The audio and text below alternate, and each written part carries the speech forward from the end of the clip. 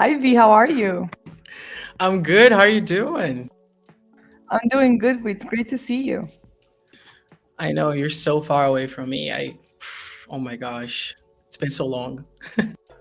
We're sitting right next to each other, guys. Just so you know. But with no longer further ado, Welcome to Approaching Your Future with your hosts Dana Khan and Victor Rivero, where we take steps forward towards your goals.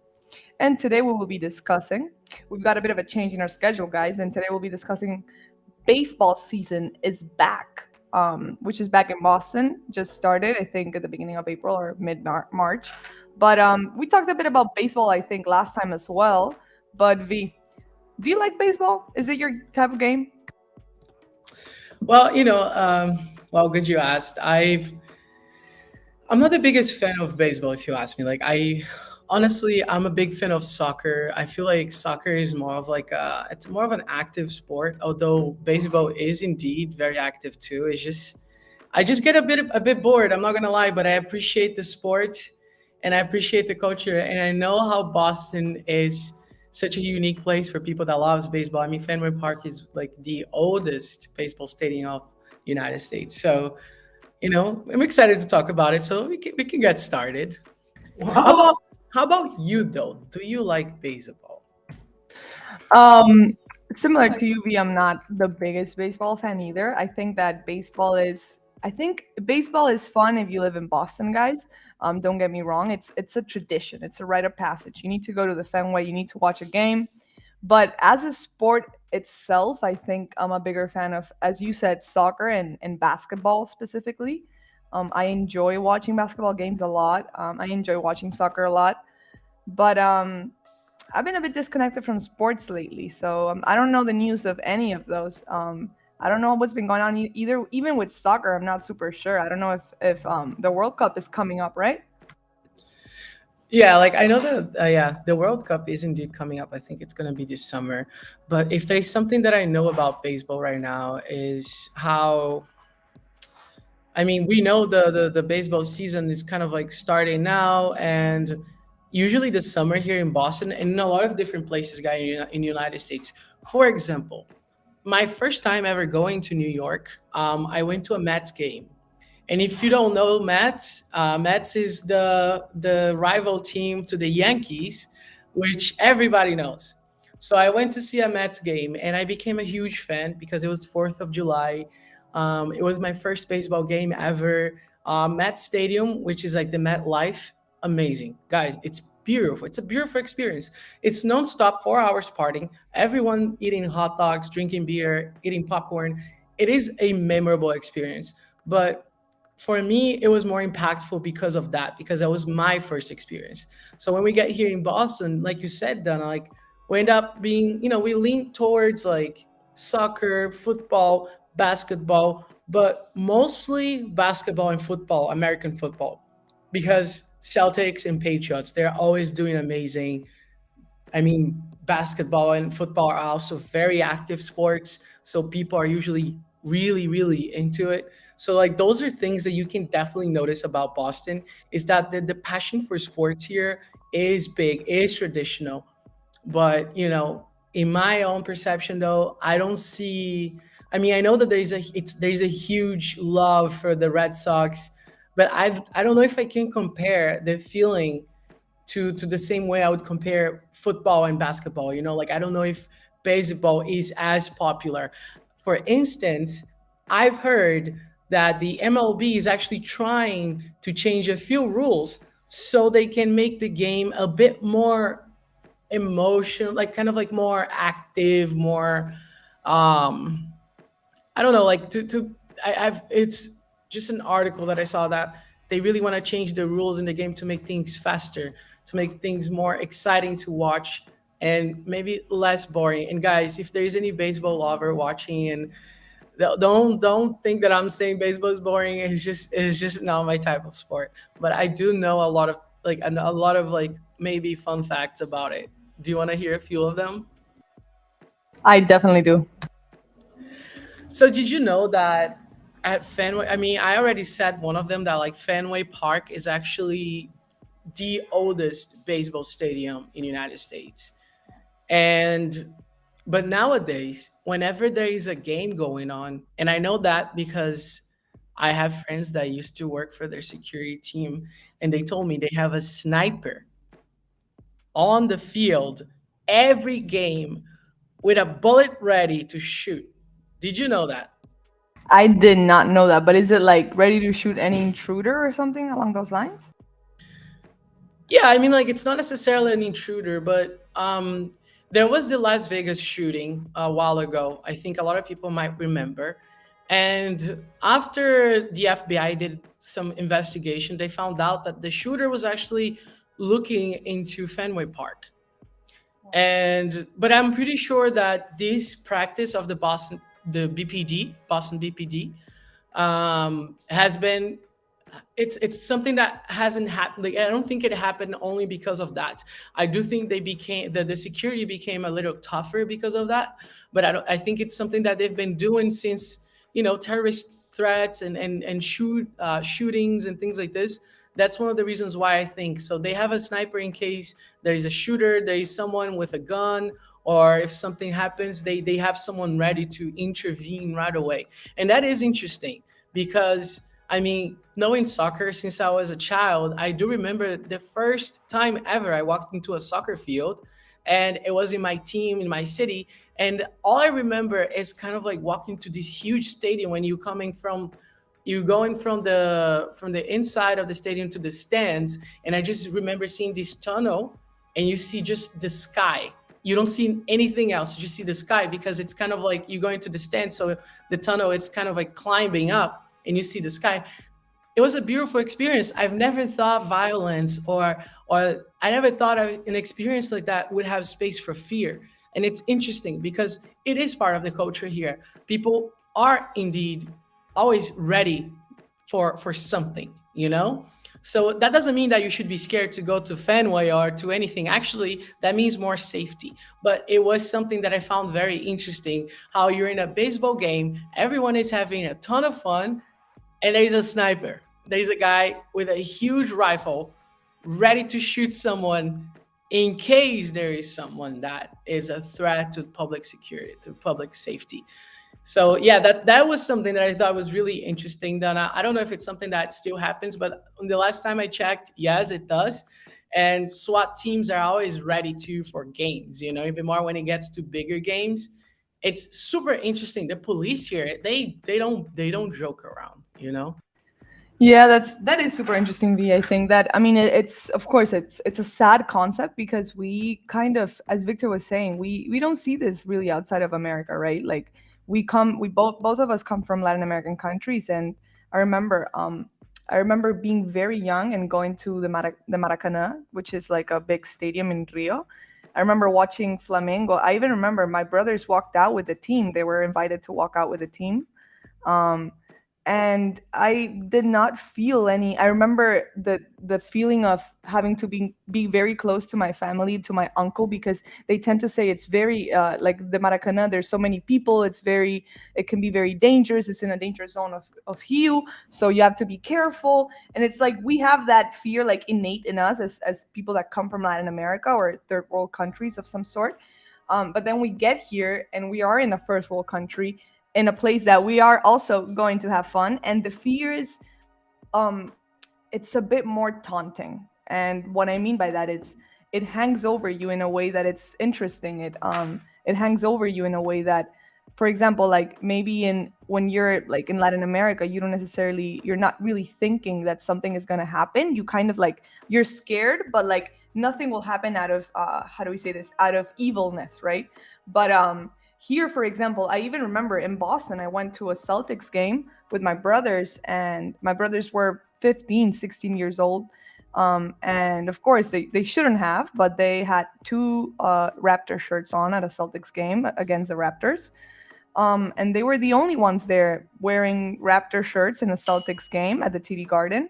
And there were two men behind them that were started bothering them, like genuinely hitting my brothers back of their heads like this. And my brothers were underage, so I had to stand up and talk to security and ask them to escort out the other people, and they did. And to my point, security is very intense in all of these events. Security is very they're very easy and fast to respond. And I think that is always good because we always feel safe when going to these events. But of course, it's a different experience than when you're going to an event like this in Latin America, right? Yeah, I mean, like, yeah, even more because like in Latin America, where our the safety problems are very different when compared to here. I think I was actually having a conversation with a friend of mine one of these days, and we see that like the types of fear when you go to a first world country are much more involving different. It's a different sense of lack of safety, but it's definitely something that it's good to be aware of, but don't let that ruin your experiences going to a game, or don't let that become a reason why you shouldn't go. For example, those are just things good to know. I mean, like we did have there are a few articles on the Boston News Leader, WCVB. I just really wanted to show that picture because you can see the snipers right on top of the building. You see the three guys right there? I think that's when they're singing the national anthem. That's pretty interesting, if you ask me. That's really interesting. It's. I mean, you don't really imagine that, You don't see that anywhere else. But like I said, it's not necessarily a negative thing. It's just a detail. It's a difference, and it's necessary. It's necessary. But now leaving this kind of fearful side of baseball, Dana, like you've actually lived in a few countries that where baseball is a huge thing. So like what do you think, like why do you think these people are so like in these countries, like for example like Venezuela, Dominican Republic, why do you think there's so much passion for baseball? Because here in Boston there are a lot of Venezuelans and Dominicans, and that might explain why Red Sox is such a huge deal and why we're so good in sports. So like what do you think that inspires these people to pursue a career in this sport? I think that's a great question, V. I have indeed lived in both Venezuela and Dominican Republic are very much known for their baseball players. I think that and what I've noticed is by living in these countries, I went to a few baseball games. They've always been super fun.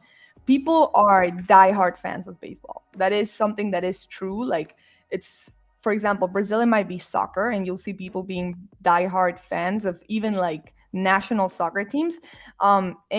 In Dominican Republic, in Venezuela, it is like that, but with baseball. So I remember I would wear a Leones shirt, the Caracas, which are the Caracas baseball team, and people that had the Magallanes shirts from the other team across Venezuela would hate me, So it's funny, and I think that it's interesting. I remember even like the big brands have affiliations with these small national teams because they are a big thing, a big part of the industry, of the economy of the countries. Same with DR. I think that in DR I had in DR it's even bigger. And my in my school I had one of my classmates. She was a year older than me. Her dad is Pedro Martinez. So if you guys don't know who Pedro Martinez is, I'm gonna show you guys right now. Pedro Martinez is a Hall of Famer, probably one of the most important baseball pitchers of all time. I think he had an actual he had a nickname if I'm not mistaken. But her daughter Naila used to go to school with me. I can show you guys here his picture. And he came to give a talk. He would actually come often. He was very sweet. He would come and give some talks at the school. He is very, very important in the baseball industry. Here you can see her children. Here's Naila. And he would come to the school and give a few talks. But Pedro Martinez, if I'm not mistaken, he is probably like the most famous Dominican baseball player, Yeah. right? Because I knew that you immediately knew who he was when I said the name, right? Yeah. Yes, and I remember, so when I first moved to Boston, I had a friend that used to go to school with me. I think her family is from Dominican Republic, but she was born here. But she was very Dominican. I think she used to go there all the time. So she was like very like, like real Dominican. Like I mean, I don't know what's like real or not, but like for me, that was the best impression. She loved Dominican music, Dominican food, of course. I mean, I guess that's to be expected. But there was something that she told me that there was this time she saw Pedro Martinez in the airport and how she was so starstruck. And apparently, there's this restaurant near my house called the Home Run Cafe. If I'm not wrong, it's either David Ortiz uh, or Pedro Martinez that owns it. Actually, well, if you guys don't know, David Ortiz is known as Big Papi. He's also in the Hall of Fame. Huge baseball player. Used to hit all the home runs. Number 34. Very famous here in Boston. So he's very influential, just as much as Pedro Martinez. However, I'm not sure if that bar belongs to Pedro Martinez or not. But it's very interesting because it's how do you say, it's just like very interesting because it's Dominican food. They do base a lot of the baseball culture in with the food. And there's also something really interesting that in that area where I live, if you guys don't like me, I live in Dorchester, guys. So there are a lot of Dominicans, there are a lot of Cape Verdeans and so on. So like there is like a baseball field near my house, and every weekend they have huge parties there. They all bring their cars out. They put their speakers like really really loud, and they're playing music. It's a party, like literally, it's a party, and they're playing baseball. It's so cool, so cool. So definitely like worth checking out. I feel a little bit of the history of baseball in these communities because they do they have a huge relevance into the in the overall culture of baseball here in Boston and consequently in the United States. That's my opinion. I do find it interesting, and we see how influential it is. But going back to the home run cafe, I'll let you guys know if that is or not. But that friend of mine that knew Pedro Martinez or that met Pedro Martinez once took me to that restaurant once, and it's delicious food. Like Dominican food is amazing. And I'm Brazilian. I love my rice and beans. They have rice, beans, bisteca, cebollada, like I don't even know how to say that, Anita. Correct my Spanish if I'm saying it wrong. But yes, I love Dominican food, and I love the fact that they're so good at keeping authentic their culture through baseball and food, and kind of like keeping the party going and influencing the baseball culture. So that's definitely something that you will notice if you're here in Boston. That sounds delicious, V. I definitely want to go check out Home Run Cafe. But I mean, I agree. I think that it's beautiful to celebrate the culture when you're celebrating baseball. As Victor was saying, baseball is not even just in Boston, but in the whole baseball industry. It is very much populated by Hispanics, by Venezuelans, by Brazilians, by not, well, not much Brazilians, sorry, but Dominicans, people that come from Latin America, and Cubans, lots of Cubans. And I think that it's very interesting. I think it has something to do, of course, with the trends of sports that we play in the Caribbean. But it's funny because when I was growing up in DR, it was common to be like, "Quieres jugar bola?" You want to play ball. Which usually here might be play ball might be basketball, but over there is to jugar bola is to play baseball, to hit a baseball. It's like it's a funny language switch. And I actually have a friend that he he was recruited by the best high school for sports in the U.S. and he's a Venezuelan. He was recruited from his school back home to play at Miami. I forget the name of the school, MGH of M something. And then, sorry, it's not in Miami. It's in Florida or Philadelphia. It might be in Pennsylvania. I'm not super sure, but this super famous school, and it has a whole campus. This school, and now he's getting recruited for major leagues. He genuinely so, and he's a 17-year-old kid, so or 18-year-old right now. So I think it's super cool to see how it is a big industry, and it's a big industry for the people of our culture, and we need to support it. Like our us going to watch a Fenway game is what is supporting this culture and moving it forward. And so you stopping to go to a Fenway game or going to see the Red Sox or any baseball game not only supports the Latin culture, but it supports the bistec encebollado that V says that he loves, and the mofongos and the Cuba Libres and everything that comes with the culture. So I think it's a beautiful way of trying to show love to that community and trying to uplift even businesses that grow from that community. There's so many people that have come through the baseball industry to the US that we see that there's probably millions and millions of Hispanics that have somehow been connected to the US through like someone that they know going to play baseball, or you know what I mean. So I think that it's a pretty culture to build on.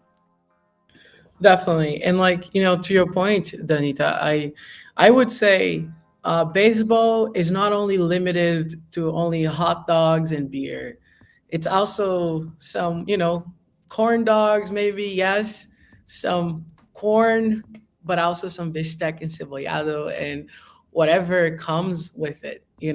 So yes, going to Fenway is an experience. You will get the most amazing hot dogs, or maybe just a hot dog. I mean, you definitely enjoy being in that party setting, which is super involving, super engaging.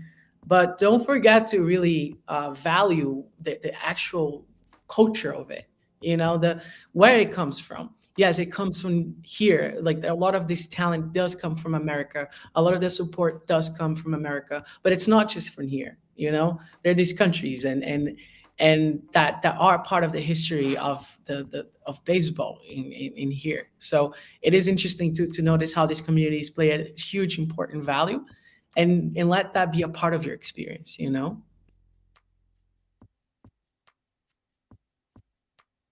Oof. I agree, V. I agree completely. In fact, let me share a tab here. I wanted to show you guys a bit of the baseball schedule that's going on. So here we can see the baseball schedule for this baseball season. This is only Fridays games, but this is something to keep in mind, guys. If you guys want to support this community, go watch a game. Definitely do it. For example, the Red Sox are playing against the Rays at 7:10 p.m. today. So like you can see here, every day there's games. The baseball season will usually goes all the way until October. So it's a great time to go and check it out. In fact, I'll show you here right now. The here is the Red Sox schedule. So for example, today here you can see this game, but then there's games almost every day. So you guys can go check it out and be part and support the community and genuinely enjoy this rite of passage that is attending a Red Sox game at the Fenway Park. Yeah. And you you will see like different prices too. So like let's say like if you don't have a lot of money to sit right at the front, wherever you sit will be a party. So you can find tickets sometimes for $15, or sometimes you might find tickets for a bit more expensive, but it's always worth checking out. um, just keep in mind that you're going to be seated for like around 3 to 4 hours. So um, yeah, like bring things that won't make you feel bored in case you do. That's my advice. And if you're over 21, make sure to bring a valid ID when you go to Fenway, because having some refreshers, they can definitely make the experience even better, and it will put you in the same mindset as everyone else in that place. You know, Dana, it's really cool that you shared the calendar, because it's very nice to see how this Red Sox has so many ongoing games, and they go from now until the end of the season. So there you see, like we're showing this again. You will see that like there are a lot of games that they will be playing on in Fenway, which are I think there are the games in gray, darker color, if I'm not wrong. Um, but yeah, you just need to make sure that like whatever game you choose is actually Red Sox playing in Fenway instead of Red Sox traveling somewhere else. And if you want to see a classic, like we say in Brazil, or like in Spain, they say El Clásico for Real Madrid and Barcelona. The classic of Boston is the Red Sox playing against the Yankees. And if they're playing here in Fenway, please do not wear any Yankees merch. I mean, I'm kidding. You can. No one's gonna do anything with you. But yeah, we don't really like the Yankees, and I'm glad I'm not a Yankee. I'm Mets if I go to New York, and here I'm Red Sox, although I don't watch it.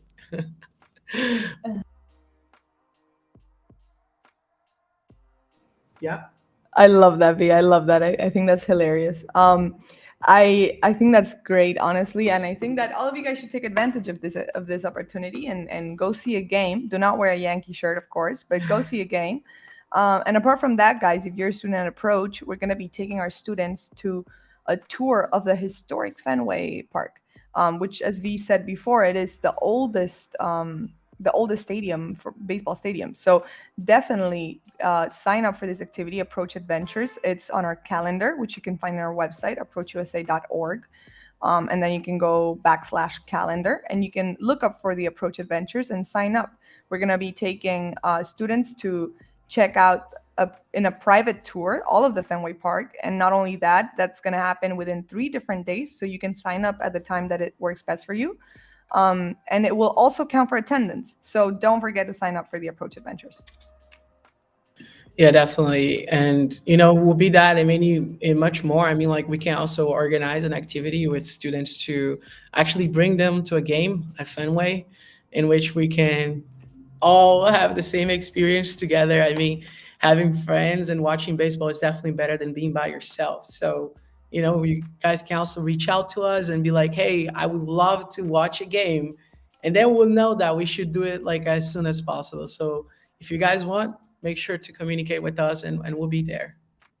Definitely. We're here to do whatever best benefits you guys. So if you guys do want to watch a game, send us a DM on Instagram and we'll be happy to schedule a game to take all of you guys to watch a cool game. All right. Yep. Oh, sorry. But yeah, just wanted to add something before. If you don't want to send us a message on Instagram, it's completely fine.